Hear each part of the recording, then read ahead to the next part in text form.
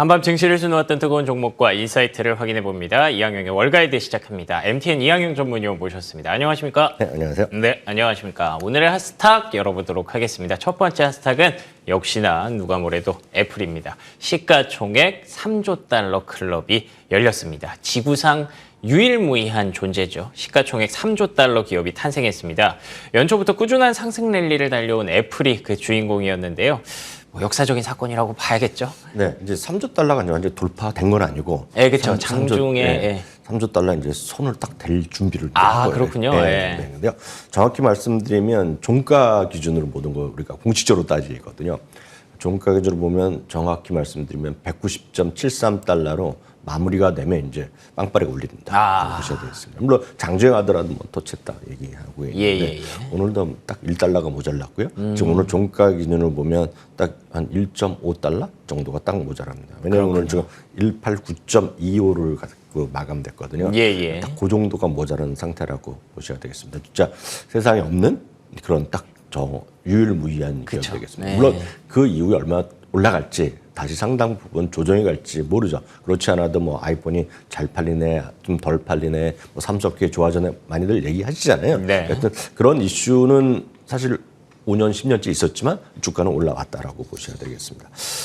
애플 기준으로 보면 2분기 실적 보면 아이폰 다 좋았고요. 아이패드는 뭐 여전히 좀 약간 부진했던 반면에 서비스 매출이 꾸준히 늘어나고 있다는 거 다시 한번 확인하시면 좋을 것 같고요. 실제로 아이폰 성장에 대한 둔화 우려는 분명히 있었던 것이 팩트고 지금 현재도 마찬가지입니다. 그렇기 때문에 최근에도 투자 의견을 좀 내리는 곳 한두 군데 있었는데요. 그림 하나 보여드리면 이 아이폰이 생간 어떤 처음에 출시한 이후에 그림입니다. 제 위에 빨간색이 보이는 것이 아이폰이 되겠고요. 예. 제일 왼쪽에서 있다 사라진 것이 아이팟이죠. 예전에 보면 아이팟 터치 기억하시는 분 계실 것 같습니다. 추억이네요. 그 전에는 MP3 플레이어라서 우리나라 거 상당히 전 세계 1위 핫한 기업이 있었는데요. 완전히 좀 없어졌죠 지금. 그게 그렇죠. 예. 아이팟 터치 한 방에 날라가고. 예. 그다음에 이제 상당 부분이 이제 노트북 뭐 이런 거가 좀 있었지만 그다음에 아이패드가 나오면서 상당 부분을 다 끝났죠. 그러네요. 요즘은 아이패드 프로를 통해서 대학생들 많이 뭐 학교 다니는 분 엄청 많이 있잖아요. 예. 그렇지만 아이패드 자체가 더 크게 퍼져나지 못하고 있는데요. 저 위에 그림은 아이폰이거든요. 저 아이폰은 지금 매분기를 이제 최근 12개월로 약간 평화화시킨 그림인데요. 물론 이번엔 좀 떨어질 수 있죠. 예. 그렇지만 저 상태가 계속 유지되고 있죠. 물론 여러분들 스스로도 예전보다 스마트폰 교체주기가 좀 줄어들었다는 건 많이 있고 저도 마찬가지지만 그럼에도 불구하고 전 세계 사람들이 여전히 스마트폰을 다 쓰는 것 같지만 계속 쓰는 사람도 있는 거죠. 그래서 새로 사는 사람이 있기 때문에 저런 흐름이 이어지고 있다고 보셔야 되겠습니다. 주식 투자에서 가장 핵심은 주가의 판단 늘 말씀드리지만 매출과 이익이요. 특히 이익이 지금도 많이 벌지만 더 벌 것 같은 기업인데 이제 왼쪽은 주당 이익이고요. 오른쪽은 매출의 간단하게 연간 그림이고 최근 5년까지인데요.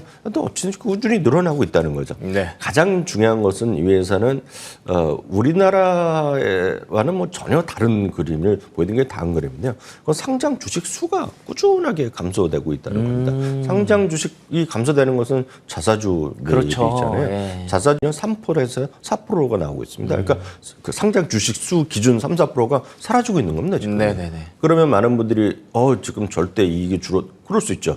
그렇지만 결국은 주주 친환 정책이고 바로 이것을 일부에서는 저 회사가 도대체 돈을 벌어야 되는데 돈 벌어갖고 다 주주한테 나눠준다. 그렇다고 비판할 수 있지만 그렇다고 돈을 못 버는 회사가 아니잖아요. 그렇죠. 예. 이 회사가 지금 2천억 달러의 돈을 갖고 있습니다. 지금요.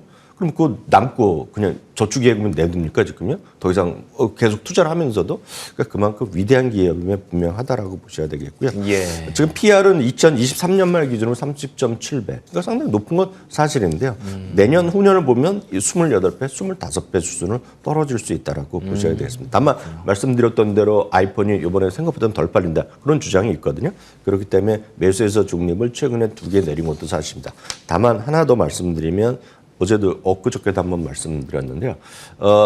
애플이라는 주식이 7월에 가장 강했습니다. 그래요? 그리고 8월에 가장 강했고 9월에 판매 신제품 나오기 직전에 9월 판매 약간 마이너스 났던 경향이 있거든요. 그렇군요. 7, 8월에 아마 내일은 모르겠으나 7월 중에 아마 사상 3조 $49 클럽에 한번 터치하고 나면 계속 유지되지 않을까라는 생각 갖고 있고요.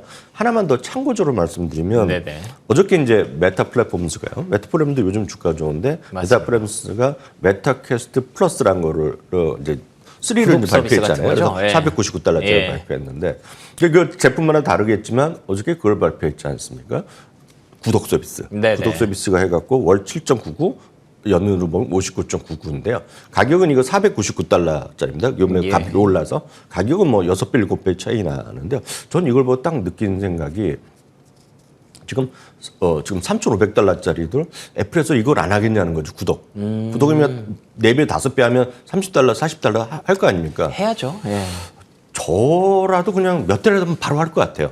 그래서 제가 봤을 때는 그런 것들이 상당히 앞으로 시장에서 여전히 계속 시장 커지고 있다라는 생각을 갖고 있고 결론적으로 애플을 갖고 계신 분은 그냥 큰 걱정하시기보다는 그냥 계속 갖고 가시라 이렇게 말씀드리고 싶네요. 알겠습니다. 시가총액 3조 달러 클럽의 영예를 안게 될 애플에 대해서 전망을 한번 살펴봤고요.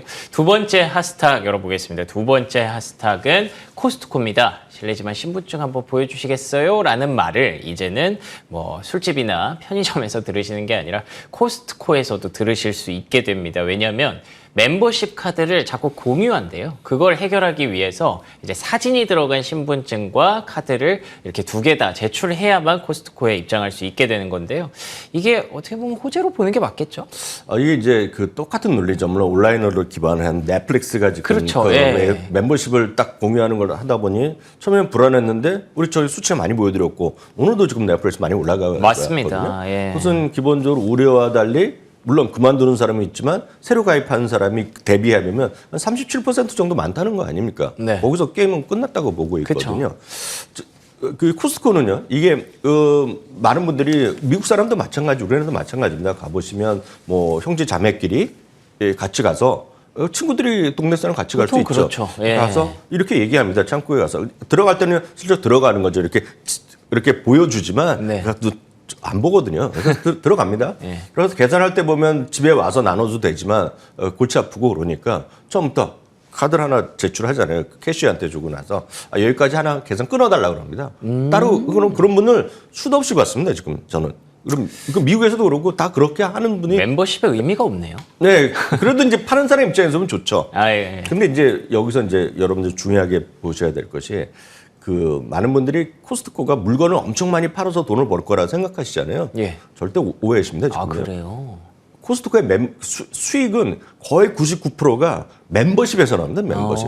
그렇기 때문에 가격이 싼 겁니다.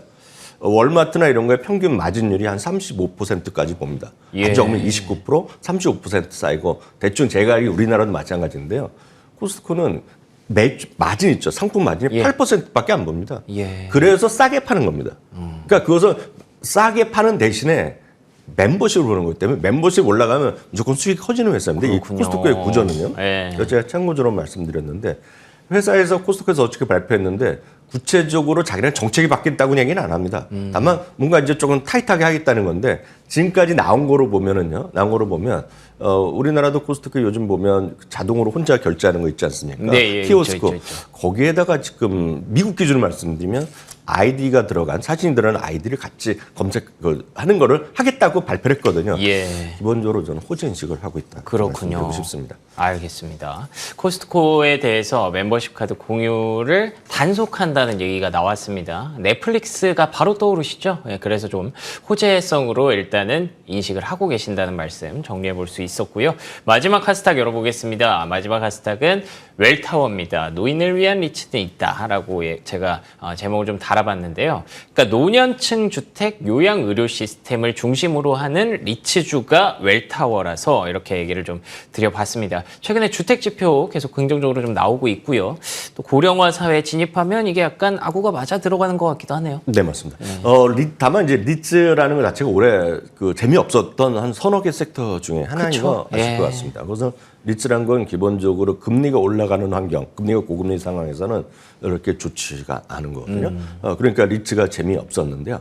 근데 리츠는 워낙 그 다양한 서브 섹터들이 있습니다. 또 예. 10개 정도 섹터가 있고 대부분이 좋지 않고 가장 큰 것이 이제 많이들 들으셨던 상업용 부동산. 요즘 상업용 부동산 때문에 미국이 휘청거릴 수 있다는 얘기 경고 보셨잖아요. 그렇죠. 그게 상업용 부동산이 두 가지로 또 나눌 수 있습니다. 흔히 얘기해서 오피스 건물이요. 그러니까 대형 사무적 빌딩에 그게 공실이 많다는 걸 저희도 여러 번 보여드렸고 뉴스 예. 많이 보셨을 것 같고요. 또 하나는 엊그저께도 보여드렸지만 사람들이 이동이 안 합니다. 물건 사러도 안 가고 그냥 온라인을 하고 식당도 잘 안 가고 이런 그림을 한번 보여드렸잖아요. 예. 그러다 보니 흔히 얘기해서 유통망, 유통상가 리츠가 아주 재미가 없습니다. 지금. 그러니까 그 리츠는 전반적으로 재미없는 게 맞는데 문제는 그 안에서 보면 좋은 것들이 몇 가지 있는 겁니다. 그 중에 하나가 요즘 AI하고 많이 그 클라우드 쓰다 보니까 데이터 센터 있지 않습니까? 아, 그건 좋겠네요. 데이터 센터 네. 뭐 나중에 또 기회 되면 따로 해드리겠지만 그런 게 좀 좋아 보이고요. 예. 그 미국은 콘도 아파트를 콘도라고 영어로 하면 콘도미니엄이 우리나라식 아파트인데요. 도심 안에 있는 콘도가 그렇게 크게 인기가 좀 줄고 있어요. 왜냐하면 사람들이 사무실 안 가고 집에서 일하는 분위기가 아직도 있기 때문에 그렇군요. 예전 같지 않습니다. 예. 다만 요즘 단독주택은 또 난리가 났잖아요. 그쵸. 지금 그러다 맞습니다. 보니 일지에서도 단독 주택을 주로 하는 것들, 그것도 좀 새 것들 위주로 하는 것들은 또 잘 나가고 있습니다. 예. 근데 그 중에 또 하나가 실버타운이죠. 실버타운은 아시는 기억하시면 계시겠지만 완전히 폭삭 망한 것이 팬데믹 때 망했습니다. 그랬군요. 많은 분들이 돌아가시기도 했고 이미지가 워낙 안 좋아졌고 이 직원들이 도망가고 그 안에서 그냥 돌아가신 분이 많고 유럽, 미국도 일부 있었단 말이죠. 그랬군요. 네, 그게 이제 실버타운인데 우리나라도 요즘 대기업들이 그러니까 그런 어르신들을 맞아요. 위한 것들을 많이 아주 정말 많이 합니다. 고급스럽게 하는데요. 예. 우리나라랑 미국이랑 다른 게 있죠. 우리나라는 민영 의료 병원이 안 되는데 미국은 그게 가능하기 때문에 저런 실버타운 좋은 데는 병원건을 다 같이 합니다 지금. 예. 병원도 갖고 있고 실버타운도 갖고 있는데 미국 1위 회사가 바로 저기입니다. 그렇군요. 그 시니어 하우스 내지 동사가 들어가면 시니어 하우징 비즈니스라고 그러거든요. 그러니까 저 비즈니스가 지금 핫한 겁니다 지금. 그렇죠. 그러다 보니 전체 리츠가 좋지 않은 대신에 저거는 꾸준히 우상향하고 있고요. 물론 사상적으로까지 아직 멀었지만 예. 올해 들어서 그나마 잘 나가고 있는 리츠 중에 하나가 어르신들 시니어 하우스 플러스 말씀드렸다 병원을 같이 하는 그런 것이라고 딱 이해하시면 되겠고요. 그래서 그런가요? 이게 지난주인가요? 이게 또 가이던스까지 올려놨습니다. 아, 지금 이 회사가. 그렇군요. 그런 것들이 지금 주가의 어떤 상승에 기반이 되고 있는 그런 기업이다라고까지 말씀드리겠습니다. 알겠습니다. 저희가 웰타워까지 세 가지 핫스탁 얘기를 나눠봤고요.